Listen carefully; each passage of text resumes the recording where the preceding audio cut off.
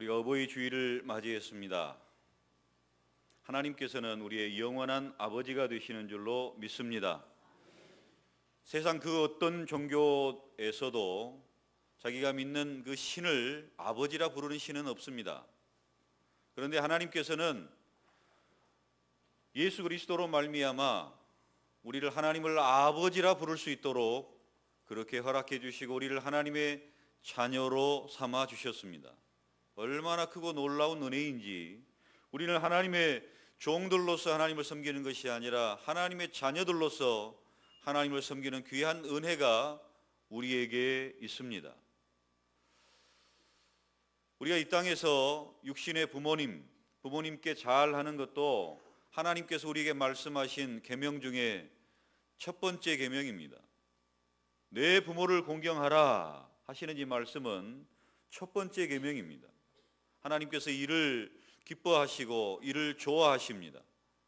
그런데 하나님께서 또 말씀하시기를 우리가 영원하신 아버지, 우리의 진정한 생명을 주신 아버지 하나님을 기억하기를 원하십니다. 그런데 우리가 하나님을 잘 섬긴다고 하면서도 눈에 보이지 않는 하나님 아버지를 섬긴다고 하면서도 이 땅의 육신의 부모님도 섬기지 못하면서 어떻게 눈에 보이지 않는 하늘의 아버지를 섬기겠느냐, 그렇게 말씀하십니다.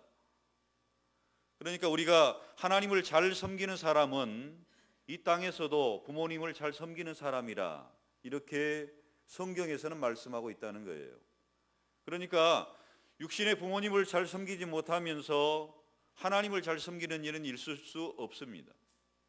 또 우리는 이 세상의 관습법과 도덕법을 뛰어넘는 하늘 시민의 법, 하나님께서 주신 하나님의 법을 섬기는 사람들 아닙니까?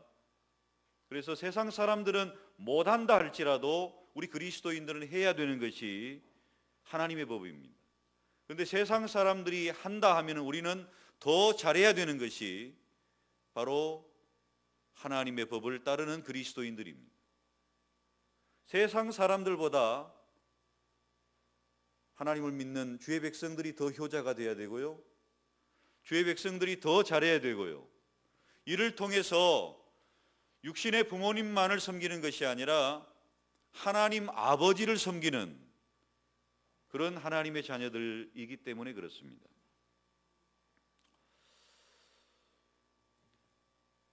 부모가 되면 자녀들을 위한 염려가 참 많습니다. 그래서 우리 믿음의 사람들은 염려가 아니라 기도로 자녀들을 하나님 앞에 맡기고 또 맡기고 또 기도하고 이렇게 합니다마는, 그러나 부모의 마음은 늘 자녀들을 향한 염려로 차 있습니다.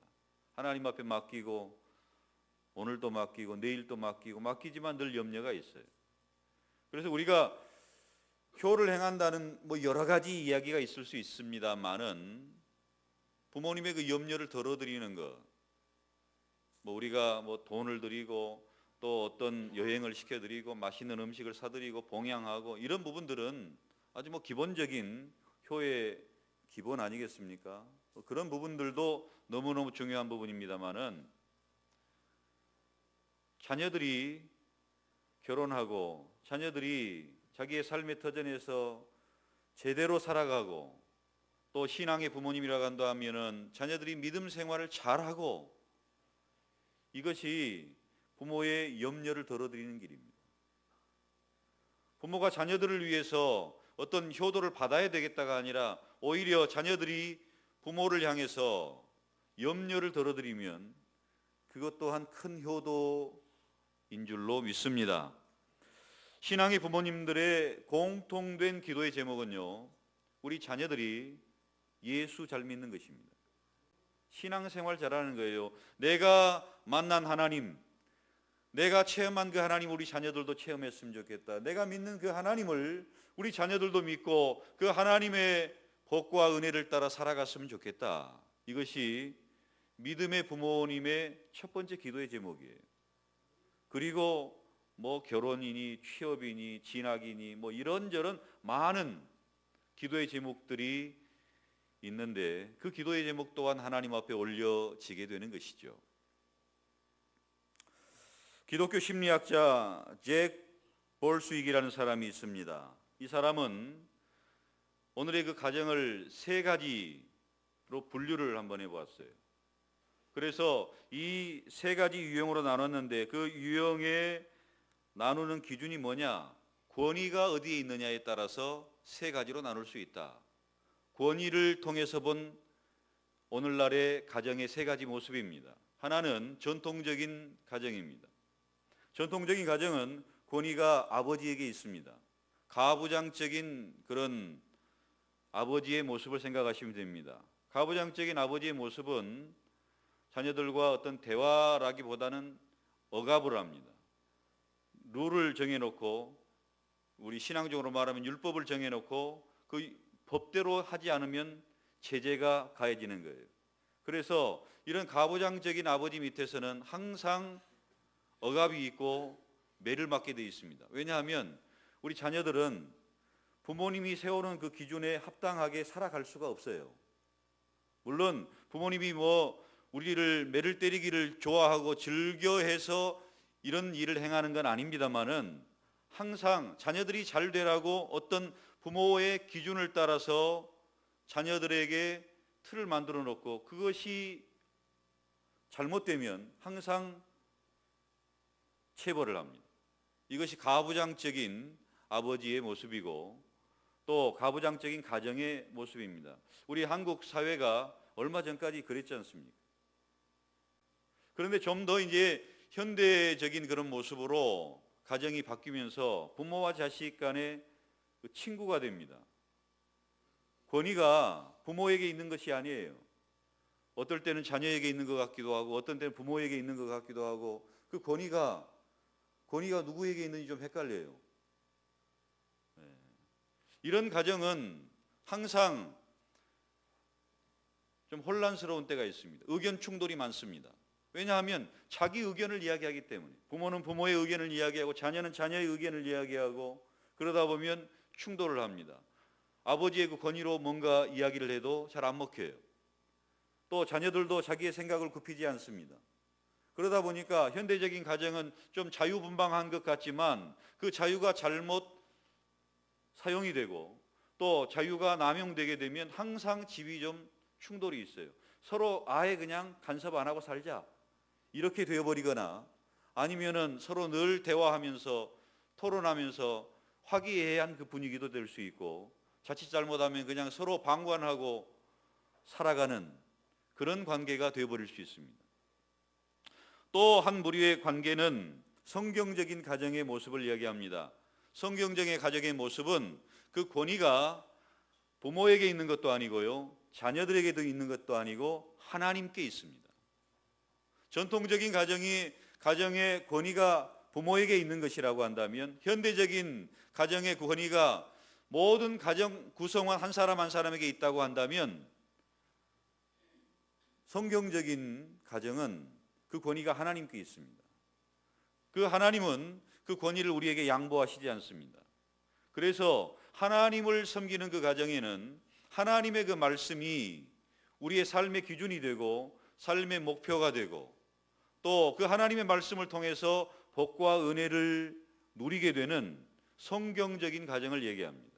이런 가정은 하나님을 섬기는 가정이며 하나님을 예배하는 가정이며 하나님께서 먹이시고 입히시고 양육하시는 우리의 보호자가 되시고 부모가 되시는 가정입니다. 우리가 진정 신앙이 있고 또 하나님을 알고 하나님을 믿는 사람이라고 한다면은 나의 부모의 권위를 주장하기보다는 하나님의 권위 앞에 자녀들을 인도해 나가야 됩니다. 하나님의 그 권위의 말씀, 하나님의 그 생명의 말씀, 우리를 이끌어 가시고 우리를 보호하시고 지키시는 그 하나님의 능력의 말씀 앞에 자녀들을 이끌고 나가야 됩니다.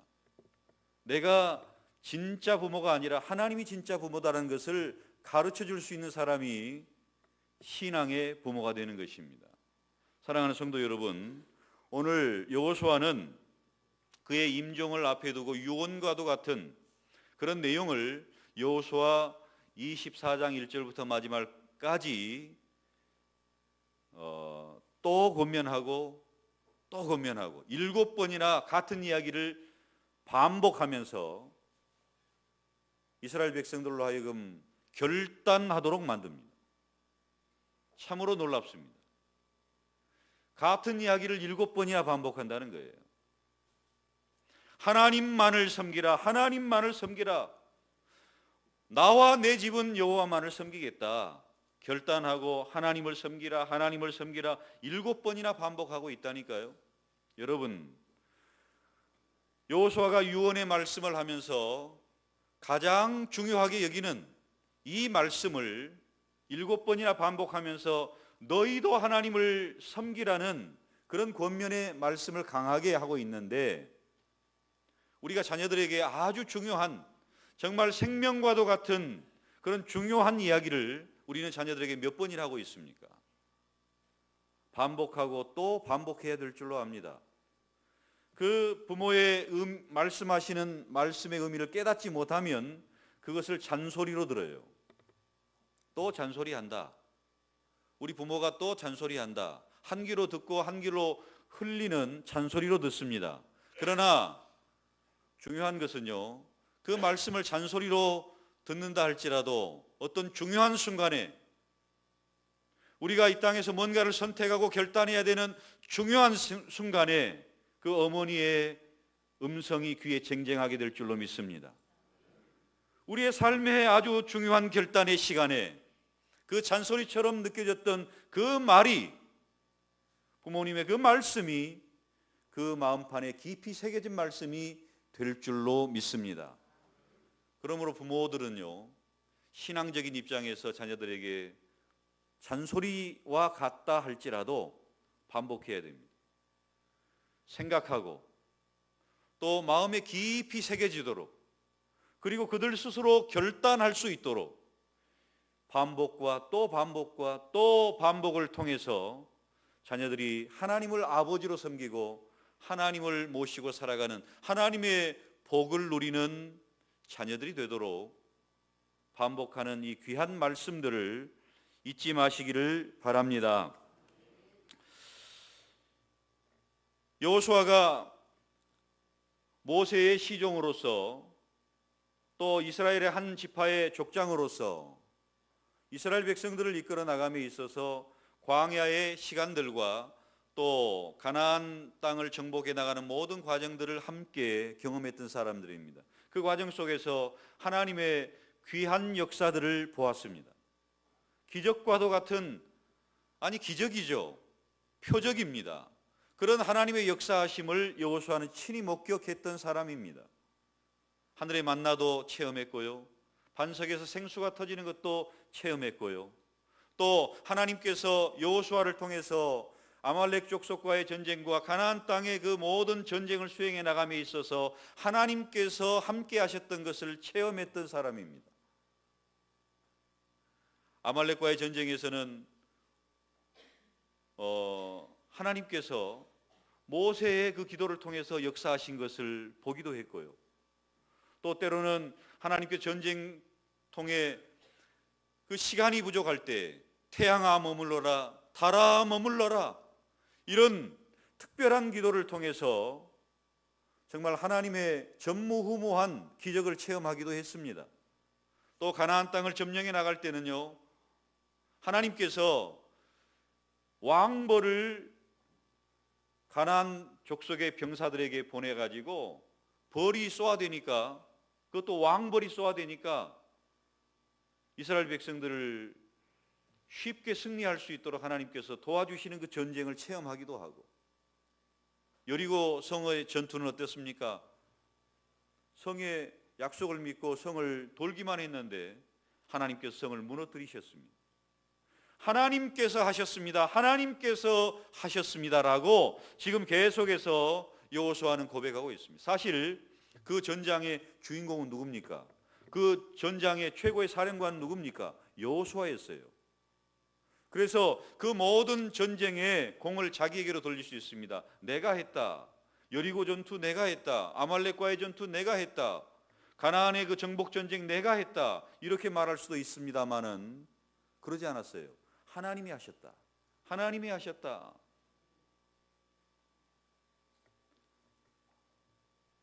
우리의 그 과거의 삶, 우리가 하나님을 믿고 따르는 과거의 삶, 우리를 어떠한 상황 가운데서 구원해 주셨는가? 우리가 과거에는 하나님을 섬기지 아니하고 다른 이방 신을 섬겼던 우리들입니다. 우상을 숭배했던 우리들입니다. 그런데 하나님께서는 우리들을 구원하여 건져 주셨습니다. 이건 모두에게 공통된 부분입니다. 아브라함의 자손들에게도 마찬가지죠. 너희가 유브라데스 강 저편에서 섬기던 너희의 하나님이 아니라 우상들이죠. 너희의 신들, 우상들을 섬기든지 아니면 하나님을 섬기든지, 아니면 너희가 애굽에서 섬기는 신들을 섬기든지 아니면 하나님을 섬기든지 생각하라는 것입니다. 정말로 우리가 자녀들에게 물려주고 남겨줘야 될 신앙의 유산을 남겨줄 때에는요, 자녀들로 하여금 깊이 생각하게 해야 됩니다. 그냥 강압적으로 교회 나가라, 이것도 중요한 부분입니다. 왜냐하면 우리가 하나님을 만나는 일에 있어서는요, 어렸을 때 잘 모를 때에는 강압적으로라도 하나님을 섬기도록 하는 것이 중요합니다. 그런데 나중에는요, 아이들이 성장하면 강압적인 게 통하지 않아요. 그런 이야기가 있지 않습니까? 주일을 성수하지 아니하고 주일날 친구들과 놀러 가고 주일날 다른 일을 하고 이런 일을 했을 때 부모가 내게 어떤 행동을 취하는가? 교회에 빠지고 교회에 나가지 않아도 부모가 다음에는 잘 나가라, 그 정도인가? 아니면 죽지 않을 만큼 매를 때리는가? 주일 성수가 생명이기 때문에 정말 죽지 않을 만큼 매를 때리는가? 아니면 다음에는 잘 나가라, 아니면 아무런 관심이 없는가? 그 부모의 태도에 따라서 자녀들의 신앙이 결정이 됩니다. 다른 것, 그 어떤 것 때문에 주일을 지키는 것을 양보를 시킵니다. 너는 고3이니까 내년에 대학 가서, 너는 군대 갔으니까, 너는 이제 막 취업했으니까 직장의 룰을 따라야지. 요즘 취직하기가 얼마나 힘드냐.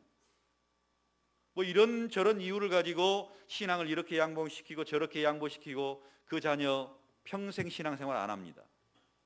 나중에 그 자녀 때문에 울 일이 많을 겁니다. 왜냐하면 부모가 그렇게 시켰어요. 너는 고3이기 때문에 무슨 교회냐, 무슨 예배냐, 대학을 가야지. 너는 직장, 그 어렵다는 직장을 갔는데 무슨 예배냐, 직장에 충성해야지. 이런 식으로 부모가 가르쳤기 때문에 자녀들은 하나님을 떠나는 것을 쉽게 여깁니다. 세상에서 잘 되면 되지. 그러나 잘 될 수가 없어요. 왜냐하면 성경적인 원리 가운데에요, 우리 조금 이따 살펴보겠습니다만은 하나님을 잘 섬기지 못하고 하나님 외에 다른 것을 좇아서 살아가는 인생들을 하나님께서 복 주실 리가 없습니다. 우린 그걸 믿지 않습니까? 그래서 우리가 과거에 하나님께서 우리에게 베풀어 주신 은혜, 현재의 오늘의 삶 속에서 하나님께서 우리와 함께 하신 그 은혜들을 기억하면서 하나님께서 우리에게 어떠한 은혜를 베풀어 주셨고 어떠한 사랑을 베풀어 주셨는가를 깊이 생각하고 그 생각한 부분들을 마음에, 지난주에 말씀드린 것처럼 애틋한 그런 마음을 가지고 사랑하는 마음을 가지고 하나님을 섬기게 되면, 그리고 결단하여 하나님을 섬기게 되면 하나님께서 복을 주실 것이다. 이렇게 쉐마의 말씀을 이스라엘 백성들에게 전했던 것처럼 우리 사랑하는 자녀들이 하나님을 잘 섬길 수 있도록 귀에 못이 박히도록 그들의 지식을 깨워야 됩니다. 하나님에 대한 지식을 깨워야 됩니다. 그리고 하나님을 그들의 삶 속에서 체험할 수 있도록 늘 하나님을 간증해야 됩니다. 늘 하나님을 섬기면서 하나님께 대한 그 사랑을 표현하고 기도를 하고 또 소원을 아뢰어드리고 하나님에 대한 그 간증들을 서로 나누어야 됩니다. 그래야 자녀들이 살아계신 하나님을 체험하게 되는 거예요.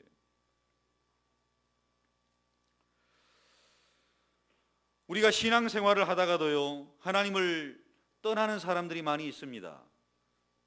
강압적인 그 부모의 신앙의 권위 아래에 있을 때에는 신앙생활을 잘 하다가도 혼자가 되면 제일 먼저 하지 않는 것이 교회 나가지 않는 일입니다. 왜냐하면 그 신앙이 자기의 어떤 지정의에 기반을 둔 그런 신앙이 아니었기 때문에 그렇단 말입니다. 부모의 강요에 의해서 신앙생활을 했지만 자기가 이제 혼자 뭔가를 해야 되는 상황이 오면 가장 먼저 하지 않는 것이 그거예요. 주의를 지키지 않습니다. 신앙생활하지 않습니다. 우리가 자녀들을 교육시킨다고 교육시키지만 이런 부분에 실패하면 우리는 하나님 아버지로부터 책망을 받는 부모가 될 것입니다.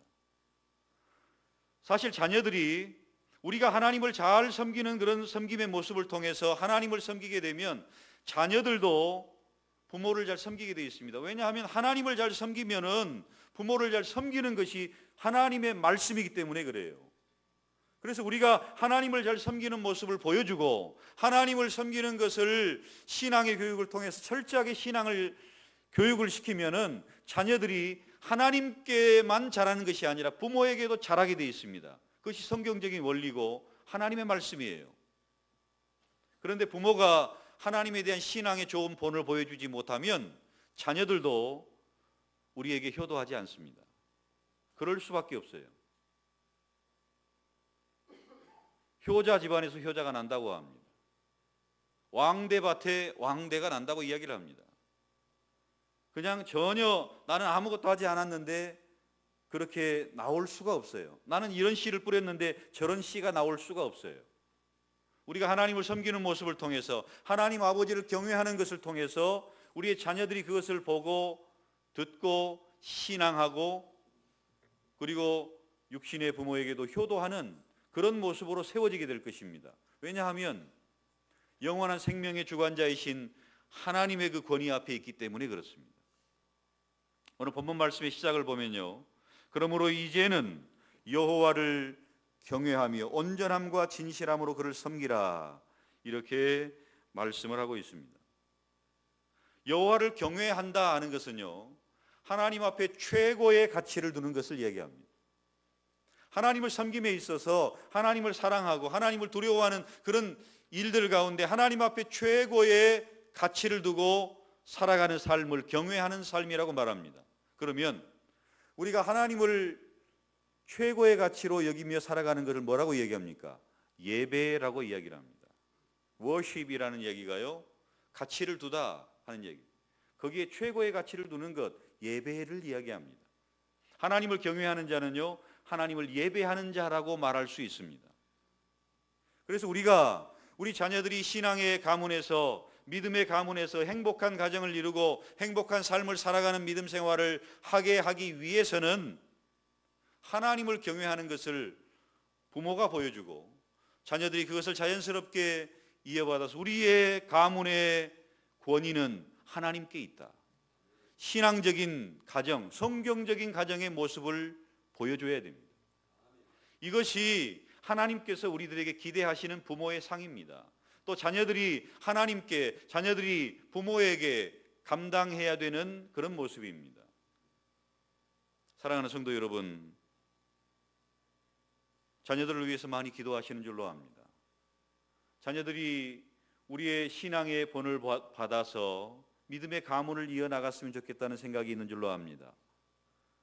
신앙의 아름다운 본, 예배의 가치를 우리 부모들이 먼저 솔선수범해서 보여주고 그 다음에 자녀들이 예배가 생명이구나, 예배가 축복이구나, 예배를 통해서 하나님의 은혜가 우리에게 부어지는 역사가 있구나, 이것을 체험하도록 어렸을 때부터 자녀들을 양육할 수 있기를 주의 이름으로 축원합니다. 우리가 하나님을 섬기는 이런 본을 보여주지 못하게 되면 하나님 앞에서 하나님을 떠나게 되는 가장 첫 번째가요, 교만입니다. 하나님이 내게 은혜를 베풀어 주셨다, 가나안 전쟁에 승리하게 하셨다, 여리고 성을 점령하게 하셨다, 아말렉을 무찌르게 하셨다, 이런 모든 부분에서 하나님을 높이는 것이 아니라 내가 나오게 돼 있습니다. 내가 이것을 했다. 신명기 8장 14절에 보면 두렵건대 내 마음이 교만하여 내 하나님 여호와를 잊어버릴까 하노라. 17절 18절에서는요, 내 마음이 이르기를 내 능과 내 손의 힘으로 내가 이 재물을 얻었다 할까 하노라. 내 하나님 여호와를 기억하라. 그가 내게 재물 얻을 능을 주셨음이라 말씀하고 있습니다. 모든 것을 하나님 주셨다는 거예요. 우리 손에 물질이 있습니까? 하나님이 주셨다는 거예요. 우리가 성공했습니까? 하나님이 주신 힘으로 했다는 겁니다. 여호수아가 전쟁에 승리했습니까? 하나님의 도우심으로 했다는 겁니다. 홍해를 건넜습니다. 광야에 40년을 보냈습니다. 가나안 땅의 모든 전쟁을 수행해 나가고 다 점령하는 이런 모든 과정 속에서 하나님이 하셨습니다라고 고백하는 사람이 있고, 내가 내 힘으로 내 능력으로 이것을 했습니다 라고 하는 사람은 하나님을 잊어버린다는 거예요. 왜냐하면 내가 그 하나님의 위치에 올라가는 거죠. 교만이 그런 모습입니다. 아담이 내가 하나님처럼 되리라, 교만이 시작되니까 하나님을 떠나게 됩니다. 마귀가 마찬가지죠. 내 보좌를 무별들 위에 정말 자기 자신이 찬양의 대상이 되기를 원했고, 하나님을 떠나게 되면, 교만하게 되면 하나님을 떠나게 되어 있습니다. 이런 신앙의 굳건한 믿음의 결단들이 부모에게 있게 된다면 자녀들이 신앙생활하지 못하는 부분들을 보면 너무너무 안타깝습니다. 밥맛이 없어요. 자녀들이 믿음 생활하지 아니하고 구원받지 못하고 뭔가 이 세상을 살아가는 그런 모습을 보면 너무너무 안타깝게 되어 있습니다. 아무리 이야기하고 아무리 잔소리를 해도 그들이 천국 백성이 못 될 것 같은 생각 때문에 너무너무 안타까움이 있어요. 그러나 하나님께서 기도하는 성도들의 자녀를 결코 내버려 두시지 않을 줄로 믿습니다. 때로는 잔소리처럼 느껴지는 그런 모습을 자녀들이 싫어한다 할지라도 이런 이야기를 계속해서 권면함을 통해서 자녀들에게 믿음을 심어주기를 원하고, 그 일을 통해서 하나님의 성령께서 그들의 마음을 감화 감동해 주실 줄로 믿습니다. 이런 이야기를 통해서 여호수아는 자기가 먼저 결단하고 있습니다. 나와 내 집은, 나만이 아니죠, 내 집도요. 나는 빼고 내 집이 아니라 나와 내 집은 여호와만을 섬기겠노라. 예수만 섬기는 우리 집이 되었으면 합니다. 최고의 권위를 하나님께 두고 성경의 권위를 우리가 붙잡고 하나님 아버지를 섬기는 사람은 육신의 부모님께도 효도하게 돼 있고, 하나님의 첫 번째 계명이라니까요. 내 부모를 공경하라. 하나님을 잘 섬기면 부모를 섬길 수밖에 없어요. 이것이 하나님의 계명입니다. 그런데 우리가 하나님을 잘 섬긴다고 하면서 육신의 부모를 섬기지 못하면 거짓말하는 사람이다, 이렇게 성경은 가르칩니다. 오늘날 하나님을 너무 쉽게 잊어버립니다. 이스라엘 백성들도요, 여호수아가 죽고 또 이 세겜의 언약을 맺었던 그 족장들과 또 유사들과 그 유력한 사람들이 죽고 난 이후에 금방 하나님을 잊어버립니다. 그것이 사사기 시대입니다. 여호수아가 그렇게 다짐하고 또 다짐하고 7번이나 다짐하고 맹세하고 언약을 맺었습니다. 그럼에도 불구하고 그들은 속히 하나님을 떠납니다. 여호수아가 죽고 또 장로들과 두령들이 다 죽고 난 이후에, 그러니까 한 세대가 가고 난 이후에 곧 하나님을 잊어버립니다. 놀랍지 않습니까? 우리가요, 아무리 자녀들에게 이야기를 하고 해도 믿지 않으면 곧 잊어버립니다. 곧 하나님을 잊어버려요. 그들의 마음 가운데 있는 그 교만이 곧 하나님을 잊어버리게 만듭니다. 사랑하는 성도 여러분, 우리는 자녀들에게서 어떤 작은 효도, 어버이날이 됐으니까 뭐 작은 효도를 사실 기대할 수도 있습니다. 우리 자녀들이 이번에 찾아오지 않는가? 우리 자녀들이 이번에 용돈 좀 많이 주지 않는가? 우리 자녀들이 이번에 좀 맛있는 음식을 좀 대접하지 않을까? 물론 이것도 해야 됩니다. 이건 당연한 거라니까요. 우리는 세상의 그 도덕적인 기준을 뛰어넘는 그런 믿음의 법 아래에 있는 사람이기 때문에 이거 당연한 거예요. 이것도 하셔야 돼요. 하셨을 줄로 압니다. 그러나 더 해야 되는 것이 있어요. 하나님 아버지를 섬기는 결단의 모습이 우리 부모에게도 있어야 된다는 것입니다. 우리가 하나님 아버지를 섬기지 않으면 자녀들이 우리에게 효도하지 않습니다. 효도해도 그 껍데기입니다. 기억하시기를 바랍니다. 하나님을 잘 섬기는 게 뭐라고요? 경외하는 게 뭐라고요? 하나님께 최고의 가치를 둔 예배라고 말씀드렸습니다. 그 예배를 일주일에 한 번 교회에서 드리는 것으로 만족하지 마시고 여러분께 제안을 합니다. 우리가 지금 100일 대행진을 하고 있잖아요. 이제 오늘로써 반환점을 돌아갑니다. 이제 50일 남았어요. 여러분 가정에서 하나님이 우리 가정의 최고다 하는 가정 예배를 실시해 보시기를 바랍니다. 가정에서도 하나님을 섬기고 예배하고 기도하고 온도를 좀 올려봅시다. 우리 가정은 이번 주에 일주일 예배 드렸습니다 라고 기록해 주시기를 바랍니다. 한번 시도해 보십시오. 아무도 없습니까? 혼자서라도 하십시오. 부부밖에 없습니까? 부부간에라도 하십시오. 자녀들이 있습니까? 자녀들을 데리고 하십시오. 우리가 이건 결심해도요 늘 흐트러집니다. 우리가 연초에 결심해서 이렇게 하다가도 또 흐트러집니다. 저희 집도 연초에 열심히 하다가 좀 흐트러졌어요. 네. 새롭게 결심하십시다. 새롭게 결심하고 하나님만을 우리 집은 섬기는 집이다. 내가 너희에게 물려줄 것은 하나님의 축복이다. 하나님의 유산이다.